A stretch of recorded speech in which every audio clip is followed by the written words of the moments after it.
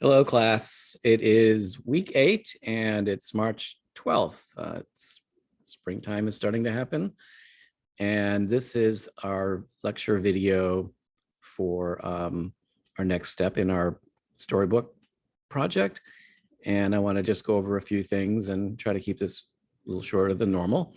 But mostly I want to make sure we're all on track. Yesterday we had some great individual sessions, and I got to check in with most everyone. There's a few of you who are going to do it tomorrow, but I saw a lot of good progress, and I'm excited to see the types of stories that are being developed and the kinds of illustration concepts and the work you've been doing. I think we're on a really great track to have an amazing set of books coming up. So just to give a little overview of what your next step should be, whatever we talked about, the feedback you got yesterday, make sure you consider that and you adjust your course if needed, or you continue going towards what we thought was positive, and just keep building on the momentum you have developed in the first 2 weeks of this project. We talked a lot about text with people, and you may still be in the process of needing to deal with that. You may even be in the process of still writing your story. For some of you who are really using your initial stories as prompts, some of you have sort of taken it to the level of, this will be my own story that's inspired by the basic structures and foundations of the initial story you were given, but kind of has brought a life of its own now. If you're one of those people, please feel free to reach out to me and let me help you in the editing process, or getting just feedback on what you're doing, because obviously we're not in a writing class, we're in a design class, but I don't see writing so much different than designing, and I encourage everyone to have that attitude about it. Like, there's a big writing text, ideas that come out in words are a big part of design, and the more you can put yourself in the middle of that and be be in charge of what your designs have to say, the better your work's going to be, and the more control you'll have over it. So this is a chance for you to practice that and be able to not look at writing as somebody else's department, but something that you're doing. This is your book, your story, your adaptation, and that's going to mean both visually as well as in what it has to say. And again, I'm happy to help as needed. And we also saw a lot of great storyboards. Some of you worked on your storyboards as sort of the first step, which is kind of the way you're like supposed to do it, but others, and that's good. And others of you sort of needed to kind of get into the illustration technique first and begin to make your layouts before you understood your storyboard, and didn't quite have a full storyboard worked out. So if you're one of those people, that's fine too. That's great. But now is the time that you need to make sure you put your plan down, and that you have a full storyboard and you understand how many pages you're making. Remember that ideally you're making the pages divisible by 4, and that page 1 is the second page of the first spread. That first page is the inside cover, and the last page of your book is on the last spread is the left side, where that right side page is the inside back. So page 1 and the last page are half of your first and last spread. So when you count those up, you should be able to divide the page number by 4 and get an equal number, and then you'll be working with the right amount of pages. Again, staying within 16 to 32, but if you find yourself going over 32, like, don't go to 34, go to 36, because that's divided by 4. And again, some ways of making up for that is to make sure first that you have a opening spread. Your first spread should be a title spread that has the name of the book, has your credit, and the illustration should sort of be kind of the opening tease for your full story. And I'll show you some examples soon. And at the end, if you're short, you can always make a the end page with a big the end and an illustration that shows an ending. So make sure your storyboard's worked out and you have your plan. And now the big part of what you're doing this week is you're kind of further exploring your illustration technique. You should probably be maybe even in this realm of trying to decide exactly how you're going to execute your book. And that's kind of like the good spot to be in. Ideally, what I want to see for next week when we have our small group sessions is that each of you have developed a set of spreads with a cover, like a cover and 3 spreads that demonstrate in a pretty realistic way, like formally, like here is what this book could look like. And these are actual spreads that with the illustration technique worked out, with the typography in place, the color scheme, developed fully. And then even more ideally, you would have then a second set just like that. That's a different execution. Now, when I say different execution, it doesn't have to mean a radically different approach or a from scratch kind of idea, but instead it may be a modified version of the first option. And maybe it's as simple as color or type. Maybe the way you draw your illustrations is done in a different way. So that's up to everybody, but that's the purpose of this week, to really make sure that you're developing options for your illustration technique, for your typography, for your colors, for your text in a way that you're not nailing it down yet. And that when we meet with our groups next week or 2 weeks from now after our spring break, that you have variations and options where the group and myself can help you determine, and that you can see 2 ways in a real way, like, okay, that is what it looks like to do it this way, and here's what it looks like to do it this other way. And then from there you can weigh and see which one wins. So that's the big purpose of this week, is to move forward on your book. So in other words, move forward, meaning if you pick this version over this version, you've already got a cover and 3 spreads down, and now you're ready to kind of go to start finishing the book over the next couple of weeks. All right, so that's the big thing. So design and refine layouts, you cover in spreads. That's what I just talked about. And then, of course, continue to update your presentation so that you are building your presentation. So by the end of this process, you'll have the full story of your book design. I've put details on this on the canvas, and I've also included the storybook template, the InDesign template. Most of you are using it, but I noticed a few of you had been using the baby board book.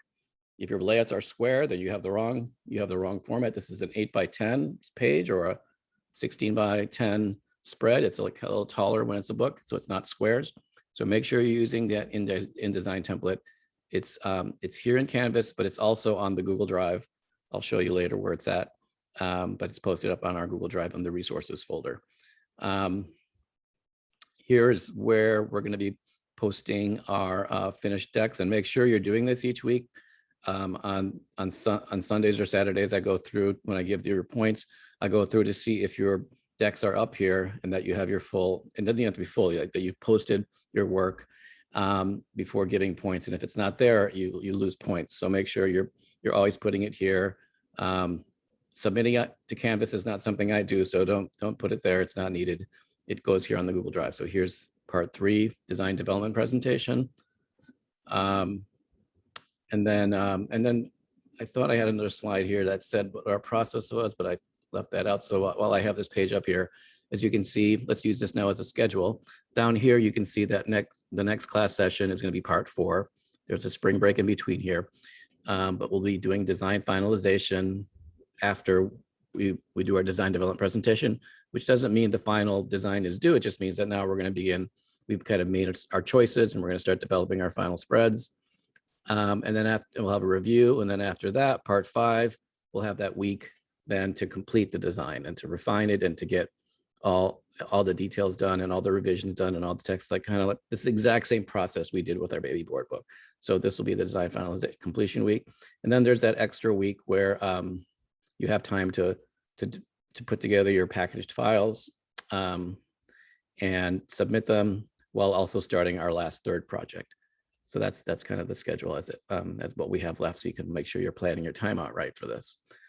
So at the bottom of the Google Drive, like the home page or whatever you call it, there's a folder called Class Resources, and just a couple things in there. One is the Storybook Archive, which has some PDFs of past students' projects, so you can kind of, without having to watch this video and look at what I'm paging through, you can see layouts and text and how other books were designed for inspiration.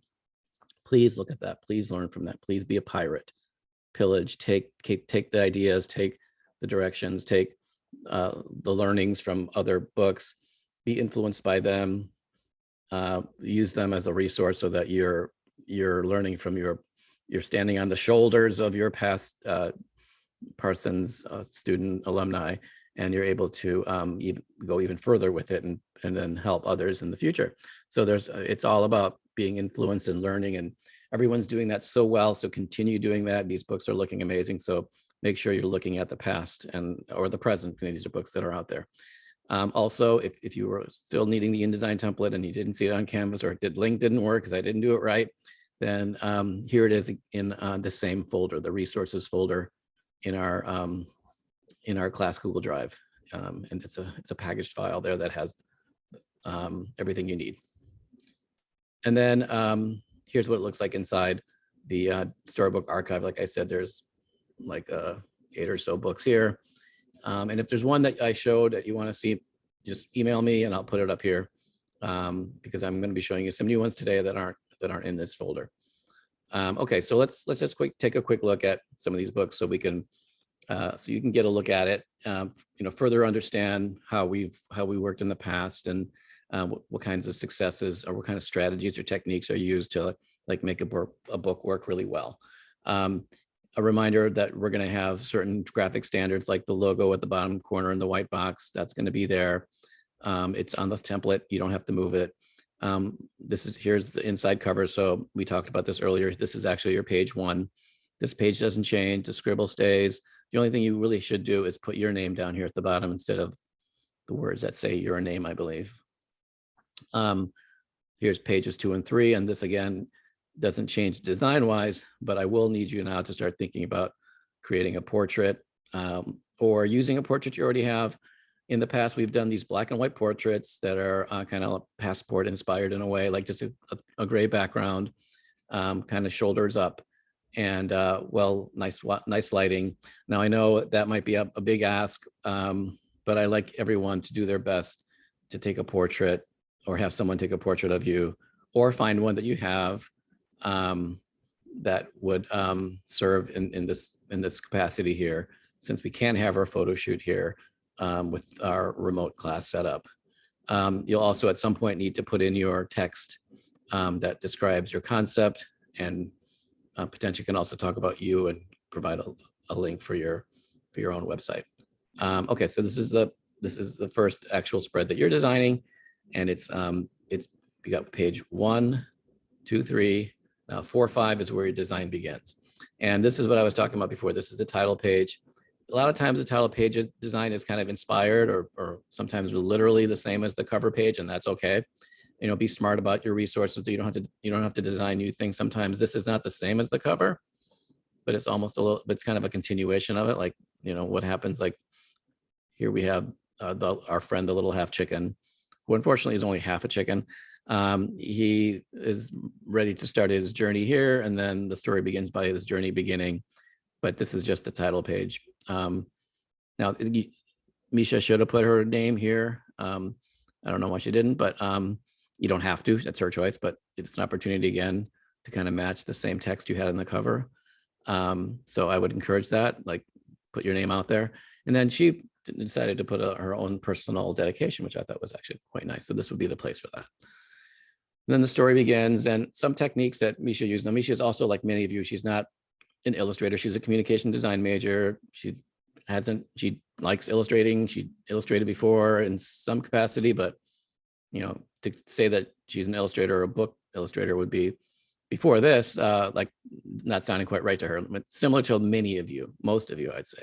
So for Misha, it was about vector drawing, and again, utilizing the aesthetic of design, utilizing the principles of design, whether it's scale or type or contrast, just to create interesting layouts, and color as well, like tinting color and layers, using a kind of a simple philosophy of vector drawing, but having enough variation in the color and the layout and the layers that are provided, and also kind of the whimsy of a certain style where things aren't perfect, and they're done in a way that make them unique to this design language. So you should be finding that for yourself.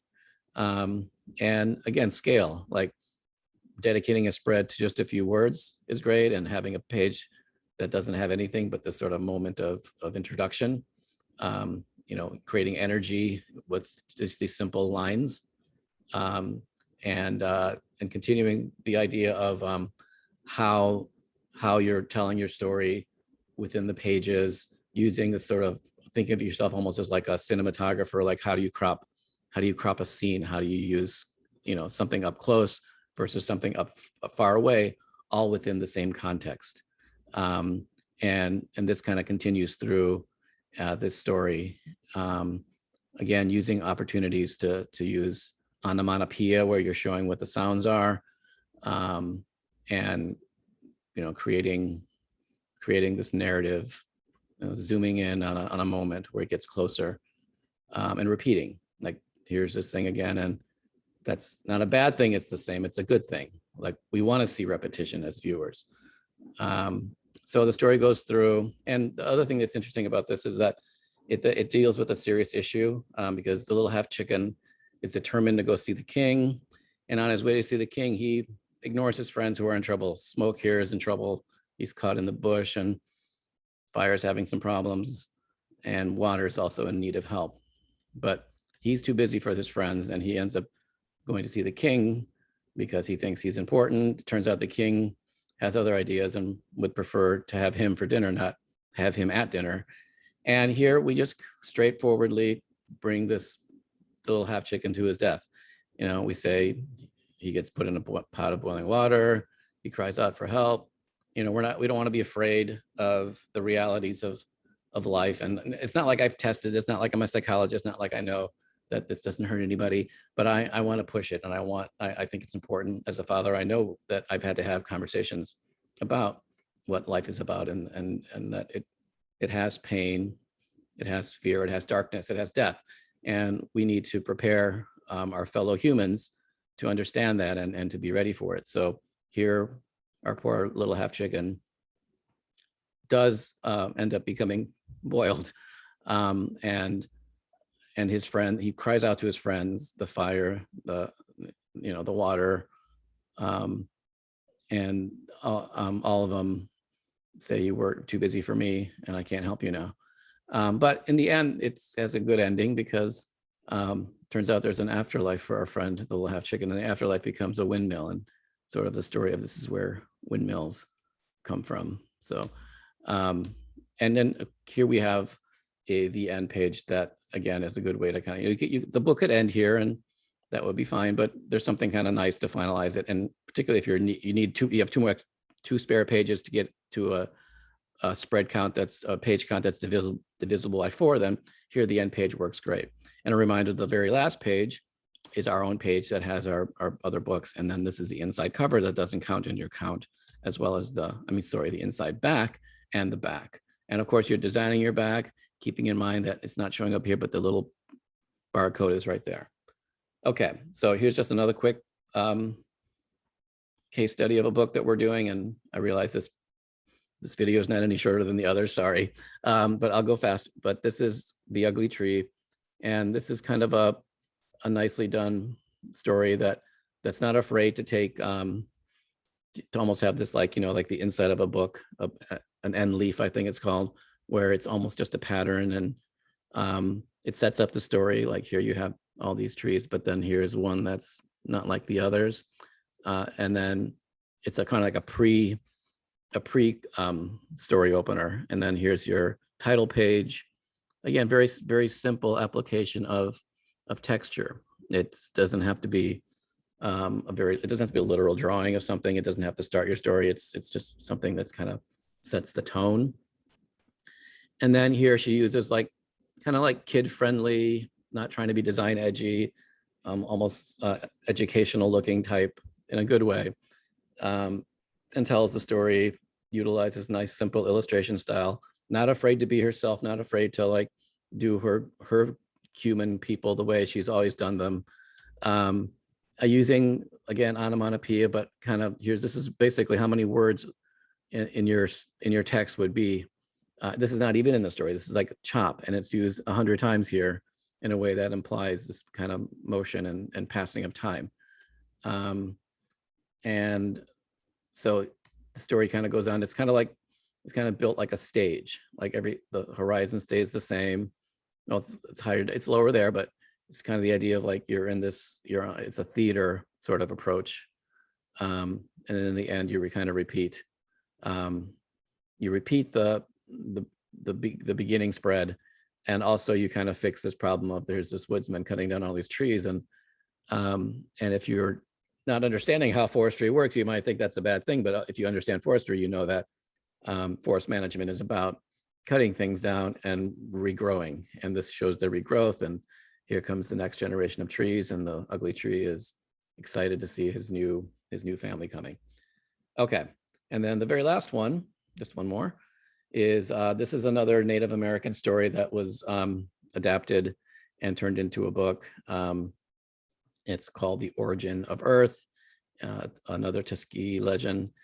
And here I think it's also about like really utilizing your design skill and doing minimal in a good way, because to do good minimal in a good way, that means that your colors, your contrast, your typography needs to be good. It needs to be strong. If this typeface isn't good, if it isn't treated well, if this illustration doesn't have that right kind of finesse to it, then being minimal won't be enough. And here there's a lot of really good use of scale. And it's almost like, again, in the cinematographer sort of thinking, it's almost like a drone was a big part of this design, where we're able to kind of fly over land and zoom into like what's going on, and like kind of descend onto your story, and then get closer and closer and closer till you really see the details of what's going on. There's a kind of a nice technique of creating this sort of border system that shows these vignettes, and that kind of gets repeated throughout. Kind of interacting within your own illustrations is sort of an interesting way of looking back at these two different kinds of emotions, sort of connecting to each other. Again, here's the wobbly vignette style being utilized in a nice way. And then we kind of zoom back in. We're using our sort of drone to fly through our world, using nice ways of creating emotion or signaling what the thought processes are without using text. And then changing it into a different landscape, whether it's underwater or above water, and just kind of staying true to that formula. Find your formula, stay with it, repeat it, utilize it. You got 4 chords, you have a great rock song potentially. And again, the typography and the use of space is important. If this isn't done right, it won't look good. But it's done right and it looks good. And again, there's the end page. Okay, so here's the barcode. As you can see, there's where the barcode goes. Okay, so I think that's it. So good luck, everyone. Again, we have a break coming up, so you're going to do it's a 1 week's worth of work is expected, not 2. So 1 week's worth of work for our next class session, 2 Thursdays from now. And I expect also, this is very important, I expect 1 week's worth of break and vacation and relaxing and taking care of yourself. This is what spring break is for. Please make sure whether you don't have to go on a trip, you don't have to be somewhere exotic, wherever you are, think about who you are, think about what you're doing, think about the gifts you have, be grateful, recharge, and be ready to go through the home stretch to finish this semester. I'll do the same, and I'll be ready, and I will see you then. But in the meantime, anytime within now and the next 2 weeks, I'm available. Slack me, email me, connect with me. I'm here to help. I'm your collaborator. Utilize me. This is why you're at this school. You're at the school to do great work, and you're at the school to work with the people that you're being connected with. That could be your classmates, that could be your teachers. For sure, it's me. I want to help. Reach out. All right, everyone, have a great week and have a great break as well.